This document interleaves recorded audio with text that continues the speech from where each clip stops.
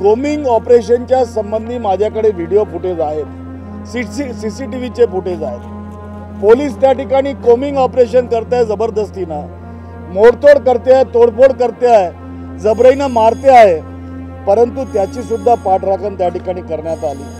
त्या medical PM रिपोर्टमध्ये, पोस्टमार्टममध्ये त्या ठिकाणी मल्टिपल इंजुरीज दाखवलेल्या आहेत आणि ते सांगतात की त्या जुन्या इंजुरीज आहेत त्या ठिकाणी आणि त्याला त्या शॉक आला त्या ठिकाणी। अत्यंत चुकीची माहिती सभागृहामध्ये आज माननीय मुख्यमंत्र्यांनी दिली। मुख्यमंत्री साहेबांनी त्याच्या बाबतीत कुठलंही गांभीर्याने निवेदन केलं नाही। सूर्यवंशीच्या बाबतीत पोलिसांनी ज्या पद्धतीने मारलेत रस्त्यावर लोकांना, त्याचे व्हिडिओज आहेत। मुख्यमंत्र्यांना असं म्हणायचं आहे का की धनंजय मुंडे आणि वाल्मिक कराडचा काहीच संबंध नाही? Valmik Karad is a serial killer. म्हणजे धनंजय मुंडेला देखील हे सरकार घाबरते की काय, अशी परिस्थिती आता महाराष्ट्रात निर्माण झाली आहे। जर दहशतीचं राज्य महाराष्ट्रात निर्माण होत असेल तर शाहू फुले आंबेडकरांच्या महाराष्ट्राचं दुर्दैव आहे। पण नेहरू आणि गांधींनी एकत्र येऊन ठरवलं की ज्याने शोषण अनुभवलंय, जो शोषितांचं प्रतिनिधित्व करू शकतो, त्यांचं दुःख जाणतो, असं भारतातला सर्वात मोठा माणूस आहे डॉक्टर बाबासाहेब आंबेडकर। आणि एक हिरा जो इथे आपल्याकडे होता, त्या हिऱ्याला जगभरात चमकवण्याचं काम झालं, ते संविधानातनं झालं आणि संविधानाचं अभूतपूर्व निर्माण डॉक्टर बाबासाहेबांनी केलं। बघा, हेच आम्ही सांगतोय, भाजपला डॉक्टर बाबासाहेब आंबेडकरांबद्दल, महामानवाबद्दल ज्यांनी संविधान दिलं, करोडो लोकांना न्याय दिला, अधिकार दिले, आवाज दिला, त्यांच्याबद्दल मनात राग आहे। घटनेच्या आधारे, ज्या संविधानाच्या आधारे तुम्ही सत्तेवर आलेला आहात, आम्हाला माहिती आहे। EVM देवीला तुम्ही कब्जामध्ये ठेवून सगळी तुमची सत्ता येते, केंद्रातली सुद्धा आणि राज्यातली सुद्धा। आम्हाला अपेक्षा होती की त्या ठिकाणी न्यायाची भूमिका ते घेतील, दोषींना वाचवणार नाहीत आणि न्याय देतील। त्या परभणीमध्ये ज्यांनी आंदोलन केलं ती आंबेडकरी जनता आणि बौद्ध जनता ही न्यायप्रिय होती, ते त्यांनी मान्य केलं की शांततेमध्ये ते आंदोलन झालं। परंतु ज्यांनी संविधान शिल्पाची विटंबना केली त्याची पाठराखण त्यांनी त्या ठिकाणी केलेली आहे। एकीकडे म्हटलं की ते मनोरुग्ण आहेत आणि त्यांची हिस्ट्री त्या ठिकाणी त्यांनी सांगण्याचा प्रयत्न केला आणि बोलत असताना असंही म्हटलं की आता त्यांना पछतावा येतो। जर ते व्यक्ती मनोरुग्ण आहे तर त्याला पछतावा कसा येऊ शकतो त्या ठिकाणी? आणि जर असं असेल तर मग त्यांचा बोलविता धनी कोण आहे? त्यांनी असं सांगितलं की ते मोर्चात नव्हते। मग मोर्चात नव्हते तर त्या टायमिंग त्या ठिकाणी ॲडजस्ट करून ती व्यक्ती त्या ठिकाणी विटंबना करायला कशी निघाली? परंतु राईट टू रिप्लायमध्ये आम्हाला त्या ठिकाणी बोलण्याची परवानगी देण्यात आली नाही, त्यामुळं आम्ही त्या ठिकाणी मांडू शकलो नाही। तर पहिला प्रश्न, ज्यांनी संविधान शिल्पाची तोडफोड केली, अपमान केला, त्याला लपवण्याचं, वाचवण्याचं काम त्या ठिकाणी घडलं। दुसरी बाब, कोमिंग ऑपरेशनच्या संबंधी माझ्याकडे व्हिडिओ फुटेज आहेत, CCTVचे फुटेज आहेत। पोलीस त्या ठिकाणी कोमिंग ऑपरेशन करते आहे, जबरदस्तीनं मोडतोड करते आहे, तोडफोड करते आहे, जबरीनं मारते आहे, परंतु त्याची सुद्धा पाठराखण त्या ठिकाणी करण्यात आली। त्या ठिकाणी जो पोलीस निरीक्षक अशोक घोडबांड आहे त्याची पार्श्वभूमी काय हे त्यांनी बघितली नाही। यापूर्वी त्याचा रेकॉर्ड काय की दलितांच्या विरुद्ध त्यांनी कशा पद्धतीने त्या ठिकाणी काम केलेलं आहे, त्याला सस्पेंड करण्याचं त्यांनी सांगितलं पण टर्मिनेट केलं नाही, त्याला वाचवलं आहे त्या ठिकाणी। आणि त्यांनी सांगत असताना असं सांगितलं की वत्सलाबाई मानवते या पोलीस कॉन्स्टेबलवर, महिला पोलीस कॉन्स्टेबलवर त्या मारायला धावल्या। या CCTV फुटेजमध्ये 5 पुरुष पोलीस हे त्या महिलेला घेऊन जात असताना मारताना या ठिकाणी दिसत आहेत। त्यांनी जर बोलायची परवानगी दिली असती तर मी हे त्यांना दिलं असतं, तर त्यासंबंधी सुद्धा त्यांनी लपवण्याचा त्या ठिकाणी प्रयत्न केला। आणि ते काय म्हणतात की सोमनाथ व्यंकट सूर्यवंशी जो कायद्याचा विद्यार्थी होता, त्या विद्यार्थ्याची मेडिकल एग्जाम केली, त्या मेडिकल PM रिपोर्टमध्ये, पोस्टमार्टममध्ये त्या ठिकाणी मल्टिपल इंजुरीज दाखवलेल्या आहेत आणि ते सांगतात की त्या जुन्या इंजुरीज आहेत त्या ठिकाणी आणि त्या शॉक आला त्या ठिकाणी. अत्यंत चुकीची माहिती सभागृहामध्ये आज माननीय मुख्यमंत्र्यांनी दिली आणि फसवणूक करण्याचा या ठिकाणी प्रयत्न केला. त्या पोलीस निरीक्षक अशोक गोरबाण यांच्यावर ॲट्रॉसिटीचा सुद्धा साधा गुन्हा लावण्यात नाही आला आहे आणि अशा पद्धतीनं या ठिकाणी पोलिसांना वाचवण्याचं आणि ज्यांनी संविधानाच्या शिल्पाची मोडतोड केली त्याला वाचवण्याचा प्रयत्न माननीय मुख्यमंत्र्यांनी केला, त्याचा मी या ठिकाणी निषेध करतो. मी परभणीचाच थोडं पुढे नेतो. मला प्रश्न एवढाच विचारायचा आहे की सूर्यवंशीने स्वतःला मारून घेतलं की काय? जस्ट पोस्टमॉर्टमच्या ओपनिंग पेजमध्ये लिहिलेलं आहे multiple injuries resulting into shock. ह्या मल्टिपल इंजरीज जिवंत असतील म्हणूनच मल्टिपल इंजरीज लिहिलेल्या आहेत ना. जर पूर्वीच्या जखमा असत्या तर तसं त्यांना ह्याच्यावर आलं असतं पोस्टमॉर्टममध्ये. पोस्टमॉर्टम रिपोर्ट माझ्याकडे आहे, मी आपल्याला प्रिंटआउट पाठवतो बाहेर. मल्टिपल इंजरीज लिहिलेल्या आहेत. ह्या मल्टिपल इंजरीज झाल्या कुठे? म्हणजे किती फोटो बोलावं एखाद्याने सभागृहाच्या ह्याच्यावर येऊन. सूर्यवंशी याचा मृत्यू कसा झाला? एक हुशार माणूस आहे सूर्यवंशी.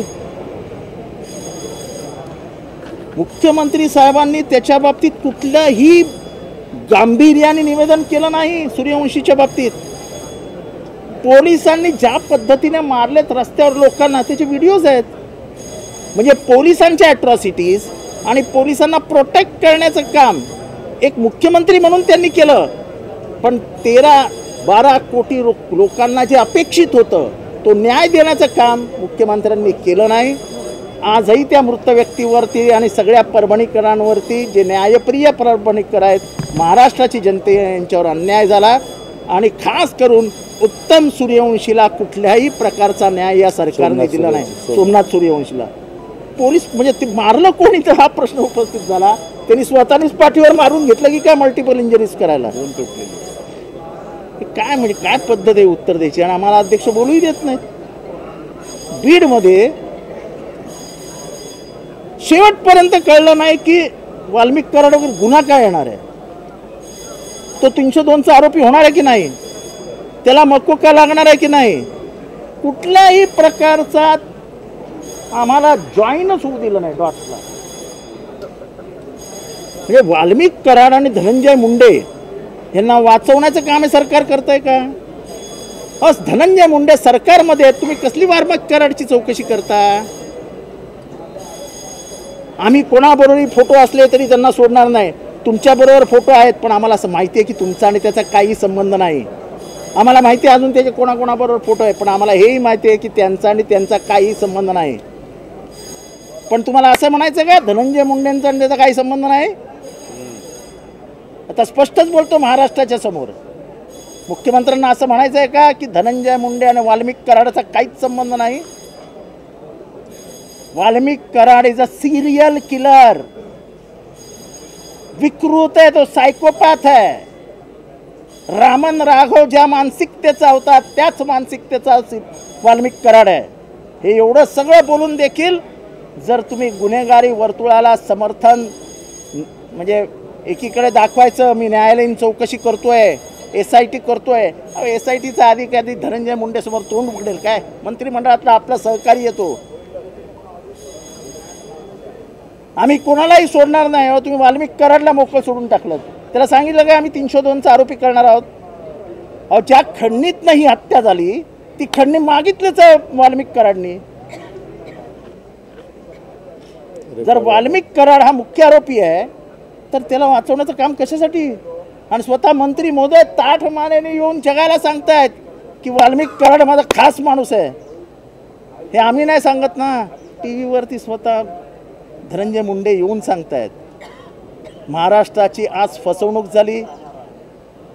अपेक्षा होती की आपल्या 5 वर्षाचा रोडमॅप ठरवत असताना न्यायप्रिय मुख्यमंत्री म्हणून माझं नाव घ्या. मी सगळ्यांना बरोबर घेऊन चालणार आहे. विरोधकांवर अन्याय होऊ देणार नाही. हा विरोधकांचा अन्यायाबरोबर अन्याय नव्हता.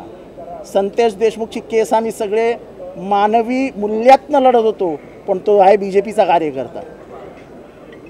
तो आमचा कार्यकर्ता नाही आहे, कार्यकर्ता आहे तो, पण आमचा नाही आहे.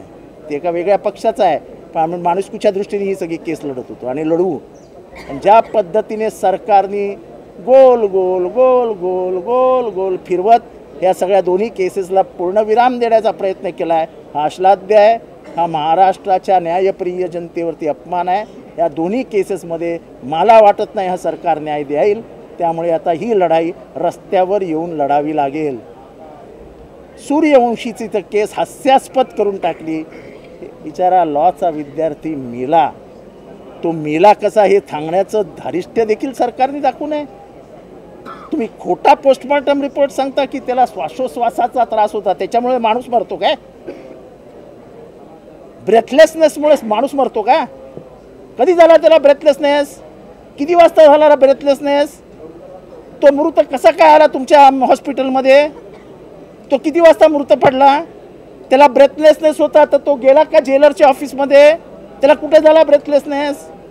हजार प्रश्न आम्हाला विचारायचे होते, पण हे प्रश्न विचारल्यानंतर सरकार अडचणीत येईल म्हणून अध्यक्षांची अध्यक्ष म्हणून भूमिका न बजावता सरकारचे उजवे हात म्हणून भूमिका बजावली आणि आज लोकशाही मूल्यांना काळिमा फासली गेली. म्हणून आम्ही सगळ्यांनी सभात्याग केला आहे. या दोन्ही केसेसमध्ये न्याय मिळणार नाही असं आमच्या मनाला खात्री पटू लागली. वाल्मिक कराड आणि धनंजय मुंडे या दोघांनाही वाचवण्याचा प्रयत्न आहे. कारण का वाल्मिक कराडनी जर तोंड उघडलं तर अनेकांचे बुरखे टरा टरा टरा फाडले जातील.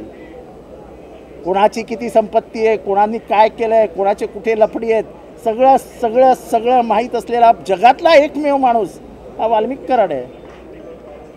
तेव्हा वाल्मिक कराडच्या फोनमधल्या गोष्टी बाहेर येऊ नये म्हणून वाल्मिक कराडला पण वाचवणार. वाल्मिक कराडला वाचवला तर बाकीचे वाचणार आहेत.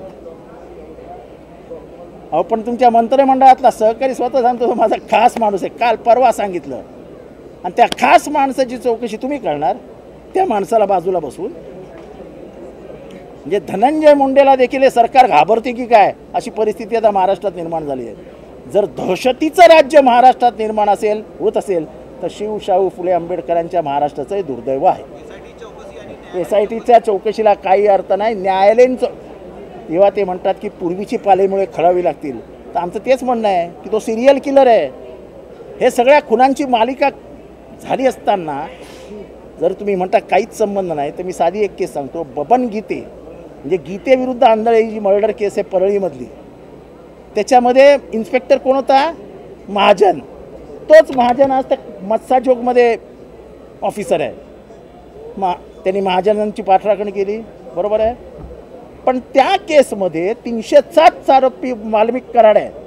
मग वाल्मिक कराडवरती तेव्हा गुन्हा का नाही आपलं त्याला अटक का नाही केली आजपर्यंत? आजपर्यंत एवढे वर्ष झाले त्याला का अटक केली नाही? मोकाट कोणाला लावणार होते? त्याला मोकाट सोडला होता, मोकाट. आणि एवढे वर्ष तो मोकाट सोडून फक्त सिरियल किलिंगचं काम करत होता आणि ते कुठेही जातपात आडवी येत नाही. त्यांनी अर्ध्या ज्या मर्डर केल्या आहेत त्या वंजारी समाजातल्या लोकांच्या केल्या आहेत. वंजारी म्हणून मी सांगतो तुम्हाला. असं आहे की मुख्यमंत्र्यांनी काही सांगितलं नाही. तो म्हणाला MCRमधनं आला. आता MCRमधनं आला, मग MCRमध्ये रात्री त्याला मारलं कोणी, पाठीवर इंजुरी झाल्या कुठनं, त्याला श्वासोश्वासाचा त्रास झाला कधी, कुठलंही उत्तर मिळालं नाही. आम्हाला विचारताही आलं नाही. श्वासोश्वासाचा त्रास होतो ना, श्वासोश्वासाचा त्रास झाला आणि माणूस लगेच मिळाला असं तर होत नाही ना. ब्रेथलेसनेस हे डेव्हलपिंग हे असतं, ते डेव्हलप होत जातं.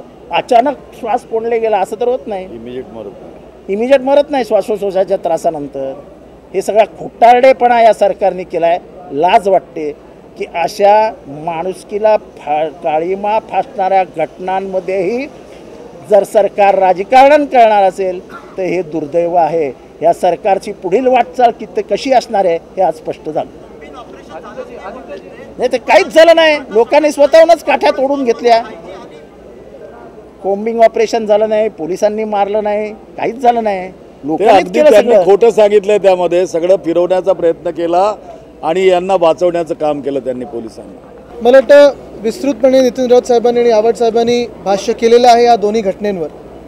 आपण सर्व देखील पाहत होतात हाऊसमध्ये जे मुख्यमंत्री महोदयांचं उत्तर येत होतं आणि जे साधारण कारवाई फक्त उत्तर नाही तर कारवाई जी अपेक्षित होती ती अपेक्षाभंग फक्त आमची काही विरोधी पक्ष म्हणून नाही तर त्यांच्या सत्ताधारी बाकांवर देखील त्यांच्या मागे बसलेल्या आमदारांची झालेली आहे.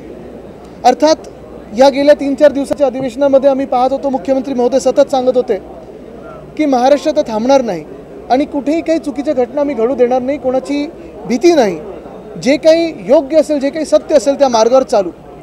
पण आज आत्मपरीक्षण करून भाजपाच्या देखील आमदारांनी पाहिलं पाहिजे की खरोखर योग्य जे आहे आणि सत्याच्या मार्गावर आपण चालत आहोत का, कोणाची पाठराखण करण्याचा हा प्रयत्न आहे का, कोणाला वाचवण्याचा हा प्रयत्न आहे का. आणि जे काही सत्य होतं ठीक आहे चौकशी होणारच आहे, पण जे काही डोळ्या देखत आहे त्याच्यावर त्यांची नावं घेऊन का बोलता आलं नाही. जी काही घटना घडलेली आहे त्याच्यात गोल जाण्याची का गरज होती. थेट जे काही घटना घडलेली त्याच्यावर बोलता का आलं नाही मुख्यमंत्री महोदयांना. कोणाचं दडपण आहे का, कोणाचं प्रेशर आहे का. मी आपल्याला आठवण करून देतो, सकाळीच मी ही मागणी केली होती की साधारणपणे जे देवेंद्र फडणवीस साहेब आक्रमकपणे विरोधी पक्षाच्या बाकावरनं बोलत होते ते भाषणं आम्हाला आठवतात, त्यांच्या मनातली भावना आठवते आणि तीच भाषणं जी आम्ही ऐकतो तेव्हा असं वाटतं की आता मुख्यमंत्री झाल्यानंतर तशाच कायद्याची अंमलबजावणी जे काही त्यांना अपेक्षित होतं त्यावेळी ते करणार आहेत की नाही. मी त्यांना जेव्हा टाईमलाईनबद्दल विचारलं त्यांनी मला सांगितलं 3 ते 6 महिने. ठीक आहे, आता त्यांनी 3 ते 6 महिने घेतलेले आहेत, पण ह्यात जे कोणी त्यांचे सहकारी असतील, जे काही नेटवर्क असेल, जाळं असेल, ते खरोखर ते शोधून काढणार आहेत का, पाळमुळावर जाणार आहेत का, की हे विषय देखील रफादफा करणार आहेत, ह्याच्यावर आम्हाला उत्तर अपेक्षित आहे. दुसरी गोष्ट म्हणजे सकाळी जो मी मुद्दा इथे घेतला, कारण बघा हे जे बीडमध्ये घडलं असेल किंवा परभणीत घडलं असेल, आमची मनापासून भावना ही आहे की कुठच्याही समाजामध्ये, कुठच्याही धर्मामध्ये, कुठच्याही जातीमध्ये वाद निर्माण होऊ नयेत. आणि हेच मी सांगतोय की सकाळी पण जो विषय इथे मी घेतला, मराठी अमराठी, अनेक वर्ष जे लोक वेगळ्या वेगळ्या प्रांतातून असतील, वेगळ्या भाषेचे लोक असतील, आमच्या राज्यात राहत आले, मुंबईत राहत आले, आमचे म्हणून राहिले, मिळून मिसळून राहिलेले आहेत. कधी हा वाद झाला नव्हता व्हेज नॉनव्हेजचा किंवा भाषेचा, पण नेमकं मिंदनचं राज्य आल्यानंतर आणि नंतर आत्ता भाजपचं राज्य आल्यानंतर हे छाती ठोकपणे आम्हाला कसं सांगू लागले की तुम्ही मराठी लोक घाणात, तुम्ही मटण खाता, तुम्ही मच्छी खाता. म्हणजे कोळीवाडे जेव्हा क्लस्टर डेव्हलपमेंटमध्ये ह्यांचं जे स्वप्न आहे भाजपचं, क्लस्टर डेव्हलपमेंट होईल तिथे देखील अशी लोक येतील आणि आमच्या कोळी बांधवांना तिथून दूर करतील. हे कितपत योग्य आहे आणि ह्याच्यावर अजूनही भाजपाने उत्तर दिलेलं नाही आहे. तसंच परवा जो महामानव डॉक्टर बाबासाहेब आंबेडकरांचा अपमान झाला, तुम्ही विचार करा महाराष्ट्र द्वेष केवढा आहे. महामानव डॉक्टर बाबासाहेब आंबेडकर इकडचे सुपुत्र ना, महाराष्ट्राचे सुपुत्र, पण त्यांच्याबद्दल देखील मनात द्वेष.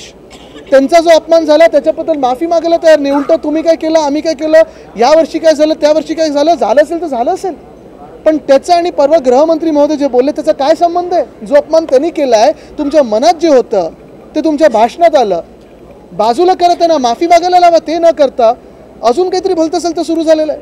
म्हणजे या देशात आम्ही मराठी काही हिंदू नाही आहेत का, आम्ही काही रोहिंगे दिसतोय का तुम्हाला. जो तुम्ही साधारणपणे राग हे इथून आले ते तिथून आले, रोहिंगे आले, बांगलादेशी आले, त्यांना डिपोर्ट करा ना, पण मराठी माणसाचा काय ह्याच्यात दोष आहे. जो दोष तुम्ही आमच्यावर लावू इच्छितात, जे काही वाद तुम्हाला जिल्ह्यामध्ये निर्माण करायचे, जी काही भांडणं आमच्यामध्ये निर्माण करायचे आहेत, आम्ही ती निर्माण होऊ देणार नाही. आम्ही इथे महाराष्ट्र म्हणून आलेलो आहोत आणि महाराष्ट्राचा आवाज बुलंद केल्याशिवाय राहणार नाही. मी परत एकदा महाराष्ट्राला आणि देशाला स्पष्ट करू इच्छितो की जो समज पसरवला जातोय की डॉक्टर बाबासाहेब आंबेडकर साहेब काँग्रेस हे वेगवेगळे होते, तर इतिहासात जाण्याची गरज आहे. इतिहासावरती चादर टाकून भविष्य बघू शकत नाही. आत्ता अंधार होता, आता पहाड झालेली आहे, हे बघावंच लागतं. तुम्ही इतिहास टाळू शकत नाही असं माझं मत आहे, माझं वैयक्तिक मत आहे. इतिहासामधूनच भविष्य समजतं. डॉक्टर बाबासाहेब आंबेडकर हे जेव्हा संविधान समिती स्थापन झाली तेव्हा ईस्ट पाकिस्तानमधनं निवडून आले. रघुनाथ मोंडाल नावाचा जो तिथला एक निवडून आलेला सहकारी होता त्यांनी राजीनामा दिला आणि त्याच्या जागेवरती कॉन्स्टिट्युएंट असेंब्लीमध्ये म्हणजे संविधान समितीमध्ये बाबासाहेब आंबेडकर आले. बाबासाहेब आंबेडकर आल्यानंतर 1947मध्ये भारताचं विभाजन झालं, पार्टिशन झाले. पार्टिशन झाल्यानंतर बाबासाहेबांचा 389 तेव्हा संविधान सभेमध्ये मंडळी होती निवडून आलेली. मतदारसंघ काही जणांचे गेले आणि 270 मतदारसंघ फक्त राहिले. त्याच्यातला एक मतदारसंघ डॉक्टर बाबासाहेब आंबेडकरांचा होता, जो पाकिस्तानात गेला. मग हे लक्षात घेण्यासारखं आहे की बाबासाहेब परत संविधान समितीमधनं कुठनं आले. आपण इतिहासाकडे बघतच नाही आहे. तेव्हा मुंबईमध्ये जयकर नावाचे एक मोठे ॲडव्होकेट होते, ॲडव्होकेट जयकर, त्यांना काँग्रेसनी राजीनामा द्यायला लावला आणि त्या जागेवरती काँग्रेसनी डॉक्टर बाबासाहेब आंबेडकरांना मदत करून संविधान समितीमध्ये पाठवलं, कॉन्स्टिट्युएंट असेंब्लीमध्ये. कॉन्स्टिट्युएंट असेंब्लीमध्ये 99% सदस्य काँग्रेसचे होते, म्हणजे काँग्रेसची पकड होती. मग मसुदा समितीचा अध्यक्ष कोणाला करायचा, तर चांगले चांगले वकील होते त्याच्यामध्ये, चांगले चांगले विचारवंत होते ते कॉन्स्टिट्युएंट असेंब्लीमध्ये. पण नेहरू आणि गांधींनी एकत्र येऊन ठरवलं की ज्याने शोषण अनुभवलं आहे, जो शोषितांचं प्रतिनिधित्व करू शकतो, त्यांचं दुःख जाणतो, असं भारतातला सर्वात मोठा माणूस आहे डॉक्टर बाबासाहेब आंबेडकर, जे शाहूंनी 1920 साली सांगितलं होतं. आणि त्याच्यानंतर मसुदा समिती, ड्राफ्टिंग कमिटीचं अध्यक्षपद संविधान सभेने डॉक्टर बाबासाहेब आंबेडकरांना दिलं. कसं म्हणता तुम्ही काँग्रेसचा काही संबंधच नाही, काँग्रेसने अपमान केला? अहो, ज्या संविधानाचं निर्माण झालं बाबासाहेबांच्या हातनं, ते निर्माण करण्यासाठी 1% काँग्रेसने मदत केली असेल, 1% तरी केली ना. म्हणून इतिहास विसरायला लावू नका. इतिहासच तुम्हाला सगळं सांगून जातं. हा इतिहास तुम्हाला खूप काही सांगून जाईल. हे कोण बोलत नव्हतं म्हणून मी हे सगळं आणलं आता समज ऑन रेकॉर्ड. हे खोडून दाखवा मला कोणी. मी आव्हान देतो सगळे बुद्धिमान जे BJPमध्ये आणि बसलेले आहेत की तुम्ही हे खोडून दाखवा मला की जयकरांनी राजीनामा दिला होता की नव्हता, जयकरांच्या जागेवरती डॉक्टर बाबासाहेब आंबेडकर गेले होते की नव्हते, मसुदा संविधान समितीमध्ये काँग्रेसचं वर्चस्व होतं की नव्हतं. तेव्हा काँग्रेसच्या मान्यतेशिवाय संविधान समितीमध्ये काहीच झालं नसतं. काँग्रेसने मान्यता दिली आणि एक हिरा जो इथे आपल्याकडे होता, त्या हिऱ्याला जगभरात चमकवण्याचं काम झालं ते संविधानातनं झालं. आणि संविधानाचं अभूतपूर्व निर्माण डॉक्टर बाबासाहेबांनी केलं. तेव्हा सर्वसमावेशक होतं. श्यामाप्रसाद मुखर्जी यांना मंत्रिमंडळात कोणी घेतलं कॅबिनेटमध्ये? पहिल्या काँग्रेसने घेतलं. विरोधी विचारांचे असले तरी भारताला स्वातंत्र्य मिळालं आहे, आपण सगळ्यांनी पहिल्यांदा एकत्र आलं पाहिजे, हा भाव काँग्रेसचा होता. त्यामुळे काँग्रेसची विचारधारा ही या भूमीची विचारधारा आहे, या मातीची विचारधारा आहे, ती तुम्हाला अशी पुसून टाकता येणार नाही. मी संविधान सभेचं सर्वात मोठं उदाहरण दिलं आहे. हे खोडून दाखवा ना हे उदाहरण. आता माझं आहे, तुम्ही एका वेगळ्या पक्षाच्या तिकिटावर उभे राहिलात, मी एका वेगळ्या पक्षाच्या तिकिटावर उभा राहिलो, तर तुमची आणि माझी राजकीय लढाई होणार ना. त्याच्यात कोणीतरी जिंकणार, कोणीतरी हरणार. तुम्ही शेड्यूल कास्ट फेडरेशनमधून उभे राहिले होते डॉक्टर बाबासाहेब. ते काही काँग्रेसच्या तिकिटावर नव्हते की काँग्रेसने बंडखोरी केली आत्तासारखी कुठल्या तरी एखाद्या उमेदवाराला उभा केला आणि पाडलं. काही गोष्टी समजून घ्याव्या लागतात. हे आरोप करून समाजामध्ये असे दुराग्रह, असे राग जिवंत करायचे, असं की माझं तुम्हाला विचारणं आहे, 1950 साली संविधानावरती पहिली टीका कोणी केली मला सांगा? डॉक्टर बाबासाहेब आंबेडकरांनी बौद्ध धर्म स्वीकारला. बौद्ध धर्माबद्दल अतिशय घाणेरडं कोण बोललं? आता मी हे बोललो तर एक नवीन वाद महाराष्ट्रात तयार व्हायचा. पण मग इतिहासाची पानं म्हणून तुम्हाला लोक सांगतात विसरून जा, विसरून जा, ह्याच्याकडे लक्ष देऊ नका. नाही, इतिहास तुम्हाला बरंच काही सांगून जातो. संविधानाबद्दल आक्षेप कोणी घेतला 1950 मध्ये? तिरंगा आम्हाला मान्य नाही हे कोणी सांगितलं? आमच्या संविधानाला मनुस्मृतीचा स्पर्श झालाच पाहिजे हे कोणी सांगितलं? आम्ही सांगितलं. पण लोक तुम्हाला विसरायलाच लावायचं आहे लोकांना. तुम्ही काय लक्ष देऊ नका असल्या गोष्टींकडे, ह्याच्याकडे लक्ष द्या. मनुस्मृती हे आमचं संविधान आहे असं जाहीररित्या सांगणारा कोण होतं? आपण विसरायचं काय सगळं? कालच्या लोकांना तुमच्या सांगा ना, कालच्या तुमच्या लोकांना सांगा ना संविधानिक मार्गाने करा. संविधानिक मार्गानेच बीडचं प्रकरण झालं ना. संविधानिक मार्गानेच तुम्ही उत्तम सूर्यवंशीला मारलात. तुमच्यासाठी संविधान नाही, आमच्यासाठी संविधान. असं मला समजलं की पत्रकारांना देखील बेदम मारहाण करण्यात आलेली आहे. पण पत्रकारांनी आता आवाज उठवावा. उघडपणाने मराठी माणसावर अन्याय होतोय. काय कोणाला काय पडलेली नाही आहे. फक्त एवढंच सांगतो की हा वाद, हे जाती जातीमध्ये, धर्माधर्मामध्ये वाद, हा अखेरीस कुठल्या लेवलला जाईल हे सांगता येत नाही. हे जे बोललं जातं ना की डॉक्टर बाबासाहेब आंबेडकर आणि काँग्रेसचा काय हे होता, आज मी एक मोठा खुलासा करतोय. 9 डिसेंबर 1946 साली कॉन्स्टिट्युएंट असेंब्लीचा निर्माण झाला. बाबासाहेब आंबेडकर हे बेंगॉलमधून आले होते. रघुनाथ मंडल नावाच्या माणसाने राजीनामा दिल्यानंतर कॉन्स्टिट्युएंट असेंब्लीमध्ये ईस्ट पाकिस्तानमधनं कॉन्स्टिट्युएंट असेंब्लीमध्ये आले. स्वातंत्र्याच्या वेळेस पार्टिशन झालं आणि डॉक्टर बाबासाहेब आंबेडकर सरांची जी हे होती मतदारसंघ होता तो पाकिस्तानात गेला. त्यामुळे मतदारसंघच नव्हता बाबासाहेबांना. हा इतिहास लक्षात घ्या की मुंबईमध्ये एक जयकर नावाचे मोठे ॲडव्होकेट होते. काँग्रेसनी त्यांना राजीनामा द्यायला लावला.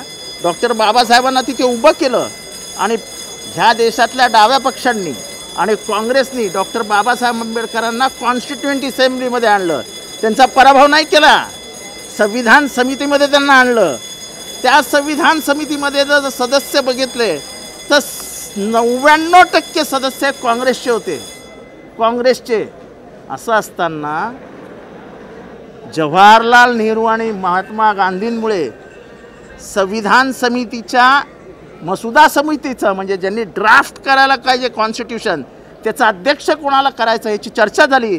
तेव्हा महात्मा गांधी आणि जवाहरलाल यांनी नेहरू यांनी दोघांनी सांगितलं ते किंवा डॉक्टर बाबासाहेब आंबेडकरांना द्या.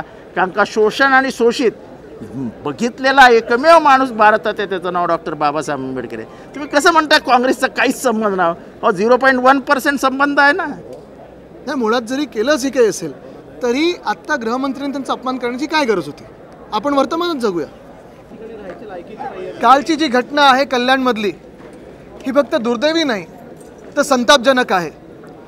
हे सगळे जे वाद निर्माण झालेले आहेत समाजात असतील, जातींमध्ये असतील किंवा हे मराठी अमराठी वाद, खास करून गेल्या 2 वर्षात भाजपचं आणि एकनाथ शिंदेंचं 2.5 वर्षाचं मागचं सरकार आणि आत्ताचं सरकार ह्या वादाला जास्ती कुठेतरी प्रोत्साहन देते का हे पाहणं गरजेचं आहे.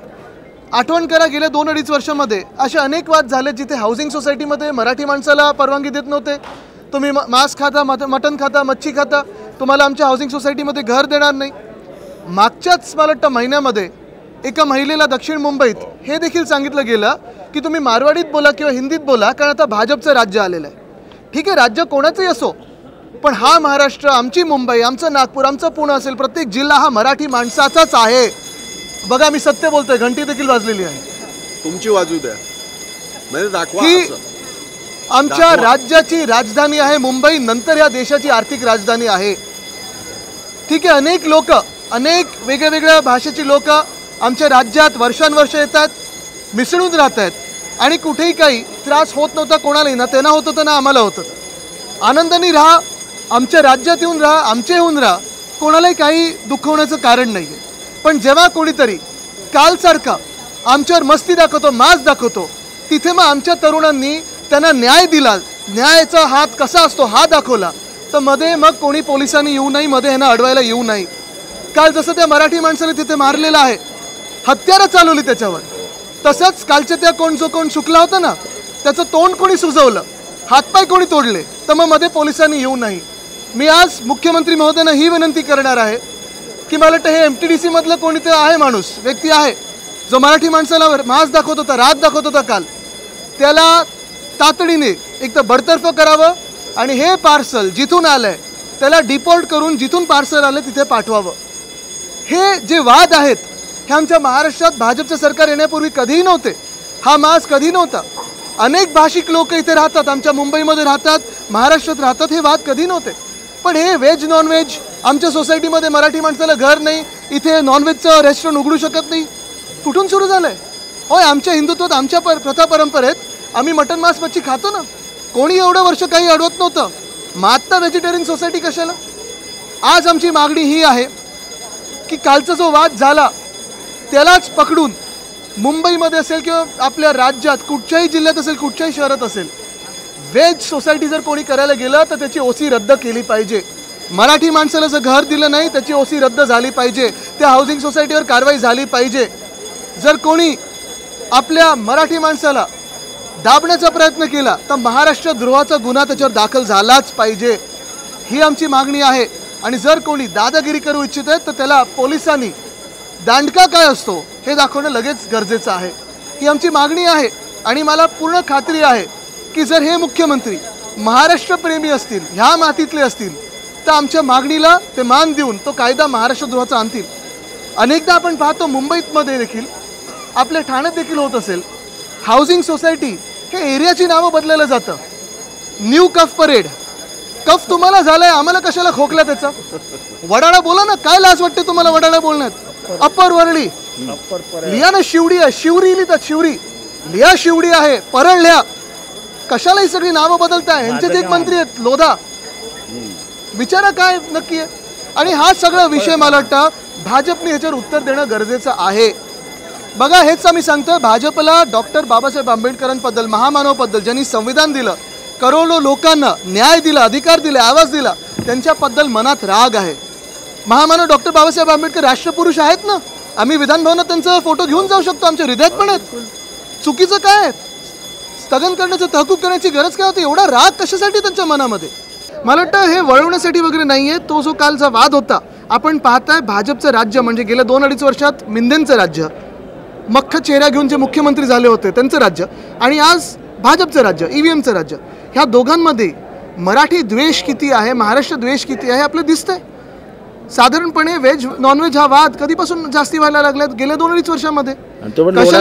कशाला कुठच्या सोसायटीमध्ये व्हेज नॉनव्हेज वाद व्हायला पाहिजे? अनेक वर्ष अनेक भाषिक लोक, अनेक धर्माचे लोक, अनेक जातीचे लोक एकत्र राहतात मुंबईमध्ये. कधी हा वाद नव्हता.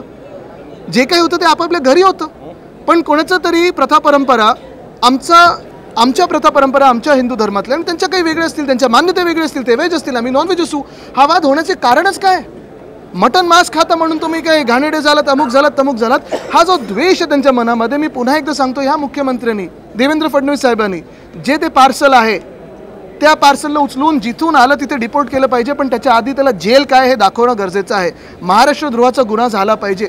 दुसरं म्हणजे जे कोणी बिल्डर मुंबईमधली नावं बदलू इच्छित आहेत, अप्पर वरळी करतात, कोणी न्यू कफ परेड करतंय, कोणी काय अजून करतंय, शिवरी करतंय, अप्पर ठाणा केलेलं आहे. म्हणा ना, परळ म्हणा, शिवडी म्हणा, वडाळा म्हणा, वरळीतून मी स्वतः आहे, मला अभिमान आहे वरळीचा. पण जे आमची मराठी नावं आहेत ती बदलू नका.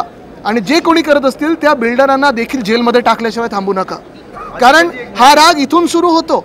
एक टेस्ट केस असते, चला नाव बदलून बघूया, प्रोजेक्टचं नाव बदलून बघूया, मग त्या प्रोजेक्टमध्ये आम्हाला नॉनव्हेज लोक नको आहेत, आम्हाला मराठी लोक नको आहेत. हे सगळं हे भाजपच्याच राज्यात का होतं ह्याचं उत्तर फडणवीस साहेबांनी दिलं पाहिजे.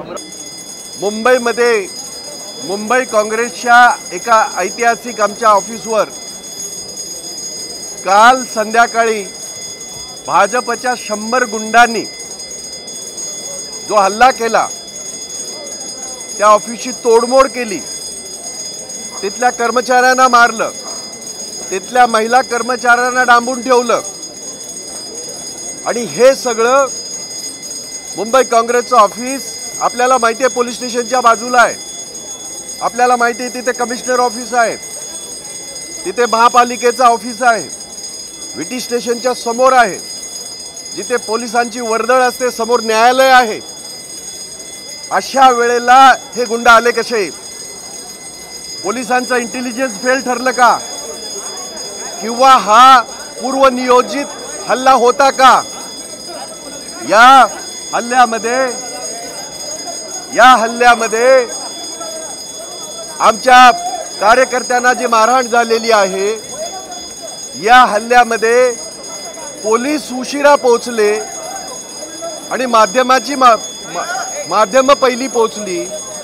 माध्यमांनी ते दाखवलं की कशा पद्धतीने त्याने तो दरवाजा तोडला, कशा पद्धतीने आत घुसले. आणि त्यांनी आतमध्ये येताना डॉक्टर बाबासाहेब आंबेडकरांचे प्लकार्ड, डॉक्टर बाबासाहेब आंबेडकरांची तस्वीर घेऊन आत घुसले. आणि आत घुसल्यावर, दरवाजा तोडल्यावर ते सगळं फेकून दिलं आणि ते सगळे प्लकार्ड आणि डॉक्टर बाबासाहेब आंबेडकरांची तस्वीर ते पायाखाली तुडवली. यानं हे पुतना मावशीचं जे प्रेम बाबासाहेबांबद्दलचं आहे हे अख्ख्या देशाने पाहिलेलं आहे. त्यांचे नेते ज्या पद्धतीने देशाच्या संसदेमध्ये बोललेले आहेत त्याचे पडसाद अख्ख्या देशभर, नुसतं मुंबईमध्ये नाही. मुंबई काँग्रेसने फक्त आंदोलन केलं नाही, आम्ही आंदोलन केलं. अख्ख्या महाराष्ट्रामध्ये आंदोलन होत आहे, अख्ख्या देशभरामध्ये आंदोलन होत आहे. परंतु पोलीस ज्या पद्धतीने त्या ठिकाणी उशिरा पोचले आणि हा जो काय प्रकार घडला त्याचा तीव्र शब्दामध्ये आम्ही निषेध करतो। आज आम्ही त्यासाठीच सगळे या ठिकाणी उभे राहिलो होतो आणि त्यांच्या विरोधामध्ये नारेबाजी करत होतो, आमचा विरोध दर्शवत होतो। आश्चर्य एका गोष्टीचं वाटतंय, सभागृहामध्ये देवेंद्र फडणवीस भाषणं तर फार चांगलं करतात, तसे ते विद्याभूषित असल्यामुळे चांगले चांगले शब्द वापरतात। समन्वयाने राहिलं पाहिजे, सगळ्यांनी अगदी शांतपणे राहिलं पाहिजे, एकमेकाचा समन्वय असला पाहिजे, आपल्याला आपल्या राज्याची प्रतिमा जी आहे ती उंचावली पाहिजे। ही राज्याची प्रतिमा आहे का? तुमचे गुंड पोलीस 15-20 मिनिटांनी उशिरा पोहोचतात, माध्यमं तिथं पहिली पोहोचतात, माध्यमं लाईव्ह दाखवतात कशा पद्धतीने तिथे मारहाण झाले आणि हे सांगतात आहेत की नाही पोलिसांनी लाठीचार्ज केला, तो करावाच लागतो। आम्ही आंदोलनं केलीत, शेकडो हजारो आंदोलनं केलीत, शेकडो वेळेला आम्ही लाठ्याकाठ्या खाल्ल्यात, आमचं सरकार असताना सुद्धा आमच्यावर लाठीचार्ज झालेला आहे। त्यामुळे लाठीचार्ज झाला म्हणून त्यांचा गुन्हा, त्याचं समर्थन होत नाही, त्यासाठी आज आम्ही ह्या ठिकाणी पायऱ्यावर त्याचा विरोध करण्यासाठी आम्ही सगळे काँग्रेसचे आणि महाविकास आघाडीचे सगळे कार्यकर्ते आम्ही ह्या ठिकाणी जमा झालो होतो। अख्ख्या देशाच्या कार्यकर्त्यांच्या भावनांचा उद्रेक झाला आहे। डॉक्टर बाबासाहेब आंबेडकरांच्या ज्या पद्धतीने एकेरीमध्ये उल्लेख केला गेला, कोण लागतात हे लोक? डॉक्टर बाबासाहेब आंबेडकरांच्या घटनेच्या चौकटीमध्ये तुम्हाला तिथे देशाच्या संसदेमध्ये तुम्ही मंत्री आहात, देशाच्या संसदेमध्ये तुम्ही पंतप्रधान आहात, कशा पद्धतीने तुम्ही डॉक्टर बाबासाहेब आंबेडकरांचा एकेरीमध्ये उल्लेख करता? लाज वाटायला पाहिजे तुम्हाला। ज्याच घटनेच्या आधारे, ज्या संविधानाच्या आधारे तुम्ही सत्तेवर आलेला आहात, आम्हाला माहिती आहे ईव्हीएम देवीला तुम्ही कब्जेमध्ये ठेवून सगळी तुमची सत्ता येते, केंद्रातली सुद्धा आणि राज्यातली सुद्धा, परंतु तो वेगळा विषय आहे, त्यावेळेला बोलू। परंतु ज्या पद्धतीने बाबासाहेबांचा अपमान एकेरी भाषेमध्ये करून केलेला आहे त्याचे हे पडसाद अख्ख्या देशभर घडतात आहेत। हे फक्त महाराष्ट्रात घडते असं नव्हे, महाराष्ट्रात अति प्रमाणामध्ये घडेल आणि आपण बघाल याच्या पुढे अनेक हा प्रश्न असा निकाली निघणार नाही जोपर्यंत अमित शहा राजीनामा देत नाही, तोपर्यंत ही आंदोलनं चालू राहतील आणि त्यांनी माफी मागून राजीनामा द्यायला पाहिजे।